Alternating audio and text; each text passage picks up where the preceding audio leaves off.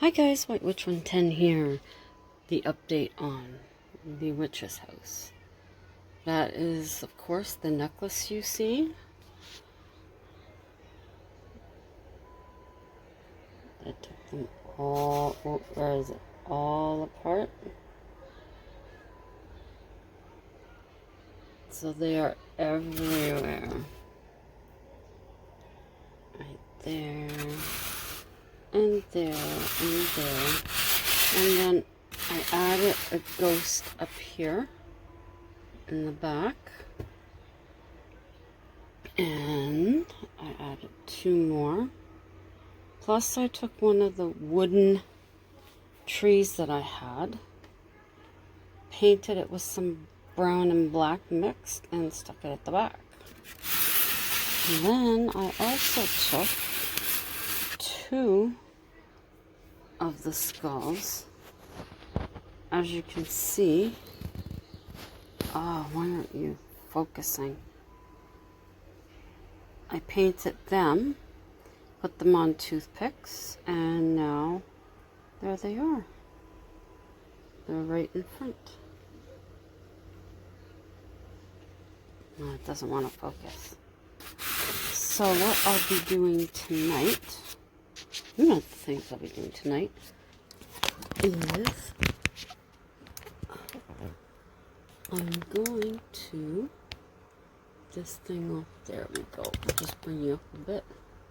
No, that's too much, sorry. This morning I picked up a branch that had fallen from the oak tree that I see every morning. And it has been in a couple of my videos.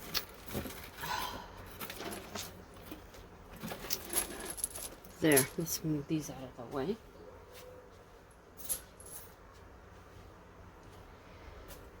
So this is a very large branch, but before I left work I cut it into pieces. Now some of this I will focus, you stupid thing. There. I'm going to be using some of this as part of the walkway. And then I cut the branches. Why aren't you focusing? And these are going to be the start of the forest in through here and on the other side. Just got to make sure that I'm putting these where I want them. Oops. There we go. It can be difficult sometimes when you're placing these. I was going to do a different craft, but I realized what I had got to make it with, I'm not that happy with after all.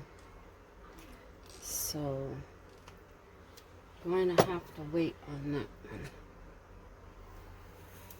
Now the thing is, I can always come back and paint over anything that comes up white. That's no problem. There. There's that one. Now this one I'm going to put over on this side. But I have to break it a bit there. Or do I have one that's a bit... No, I want that one because that will go into there. Oops. Okay, that's not going to... Okay, let's put this in. Like the spot I may need to put.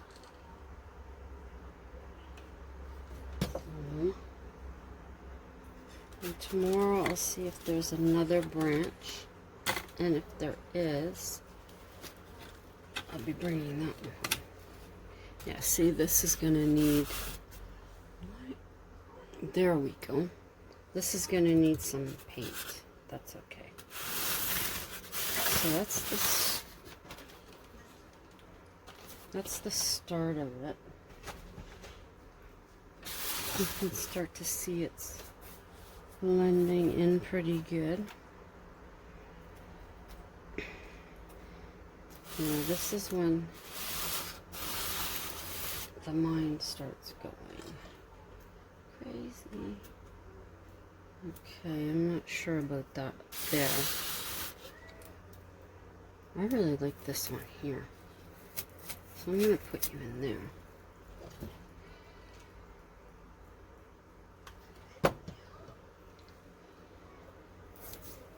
Now I also did want some to make the little fence here. I haven't picked any out for that yet. Okay, this one. Yeah. Hopefully.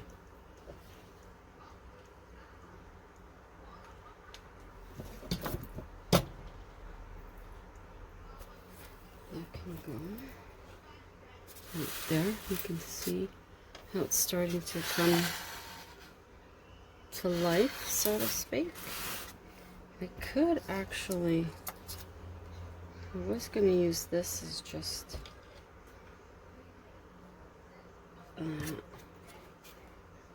but maybe I can just use this. It's cool just to find stuff and then say, okay, I can use this here, I can use that there.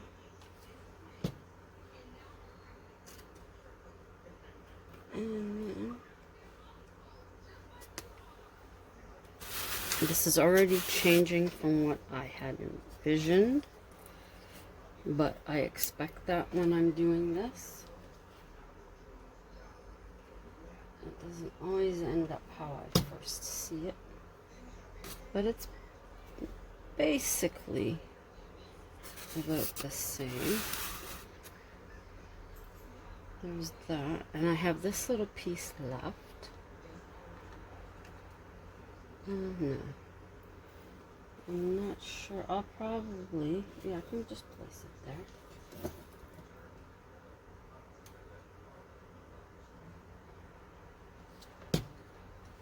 And just put that down there. It's all nice and glued. Now I have this that I could actually use right back here as one of the other, whoops.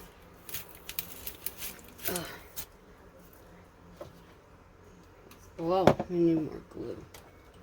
Sorry about that. More glue on this. Lots and lots of glue. And then just push it down in there. Okay, cool. So there we go. There's another stick. Now this one is really, I don't think I could use this one. Well, maybe I could. I did want to use some of this as, whoops. Oi. Oh. There we go. This one will go up like that. Even though it's got this, doesn't matter. I don't think. No, you I'm gonna definitely use.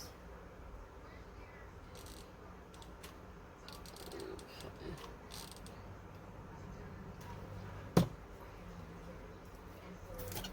Oops. Oh. There we go.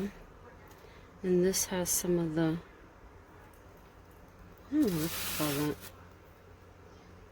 fungus on it. So that's pretty cool. So that's just a stick.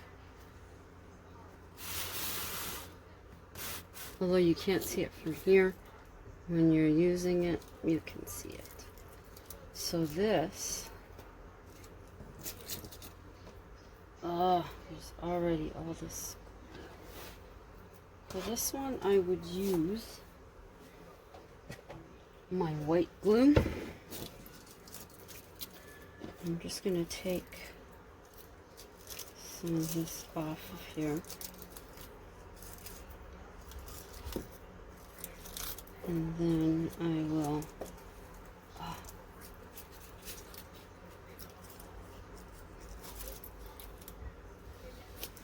ankles itchy.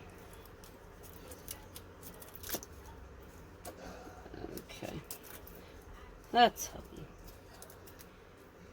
Okay. So I've taken some of that off. So what I'll do is I'll put some of this, if I can get it open. Hang on. Okay, I got hubby to open this. It was all caked in here, and it had some of the wood, the sawdust, from when he was outside working. So, got rid of all that.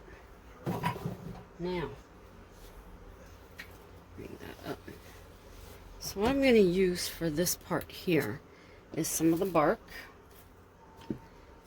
I have the old-fashioned pencil sharpener. I have some shavings in there, and then I have tea.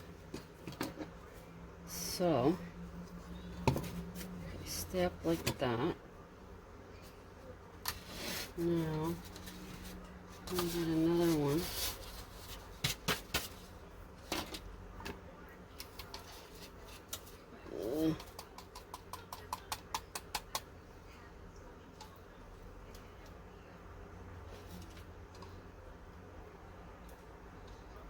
Oh yeah, yeah.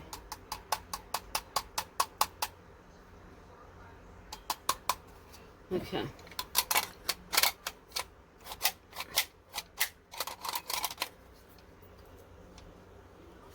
That is now empty. And then I'm gonna get this.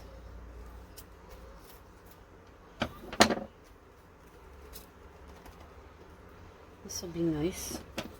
It'll smell pretty.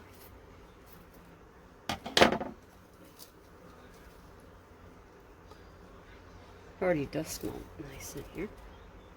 Okay, so that's garbage. Then I'll just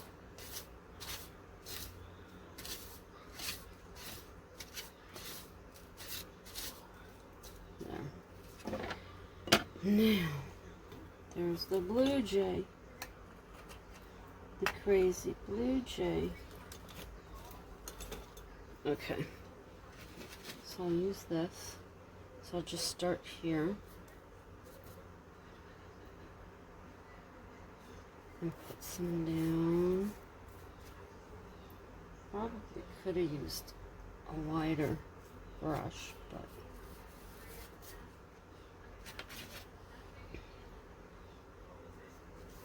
so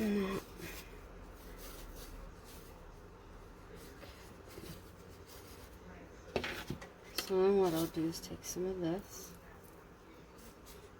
and just put it down. Spread it out. Whoops.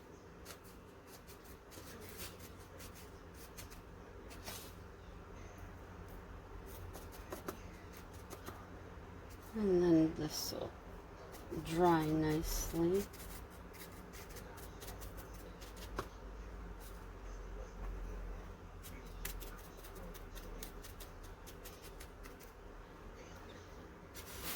See?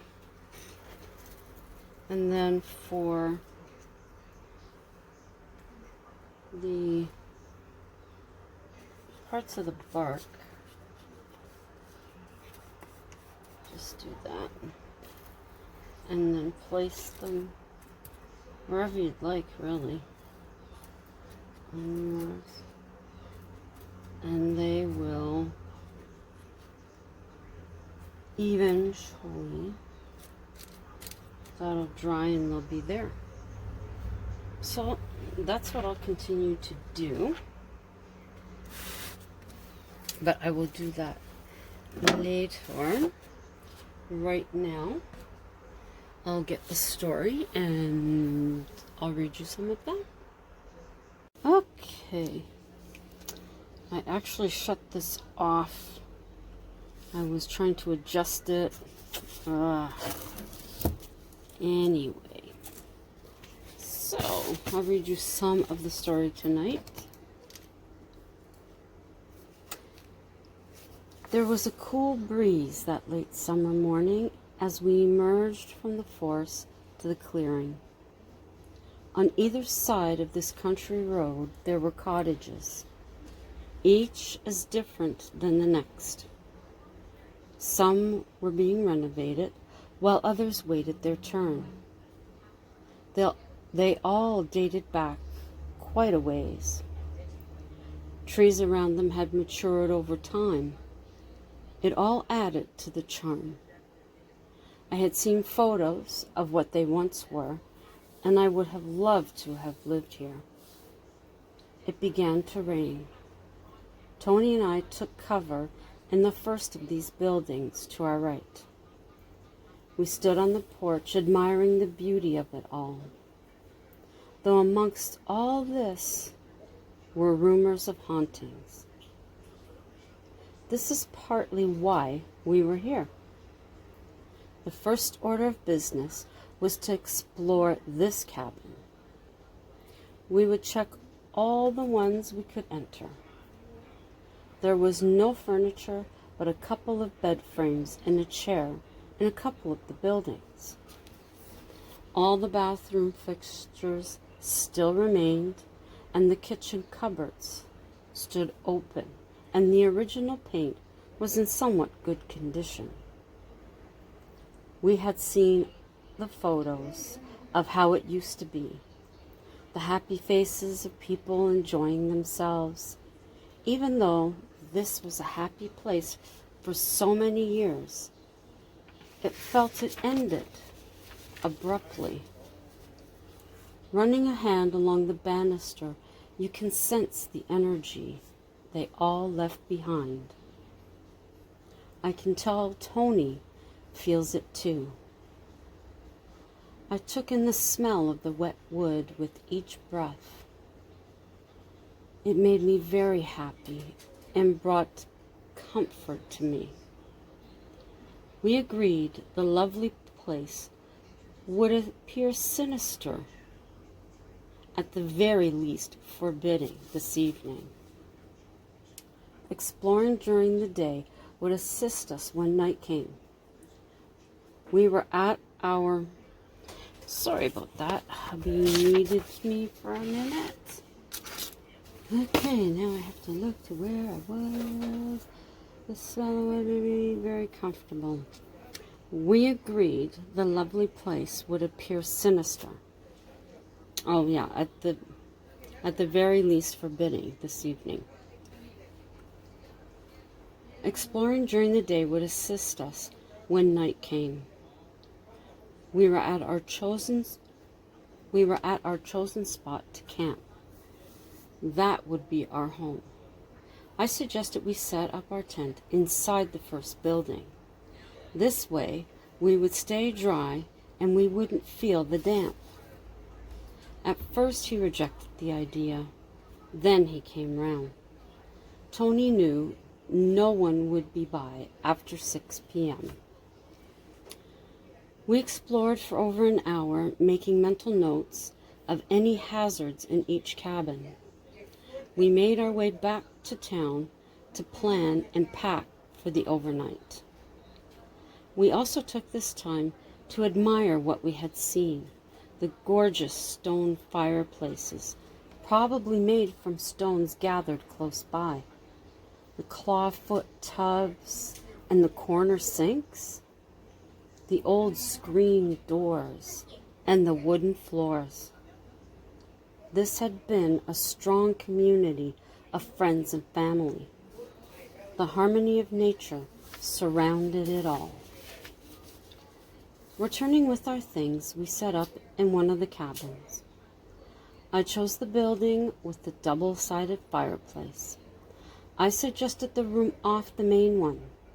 Everything was set, and we took some time just to sit inside the space. I began to feel we were not alone. We could sense the movement around us. Ghosts from the past were going about their business. I got up and went to the kitchen. I could picture the wife cooking a hearty breakfast for the family. I could hear the children awake, excited to begin their day. Food on the table, it's consumed quickly, and out the door they run. The screen door slams shut behind them. Mom and Dad laugh, remembering when they were like them. I continued through the other rooms. I would live here in a second. I'm falling in love with this place. I feel nothing negative at all.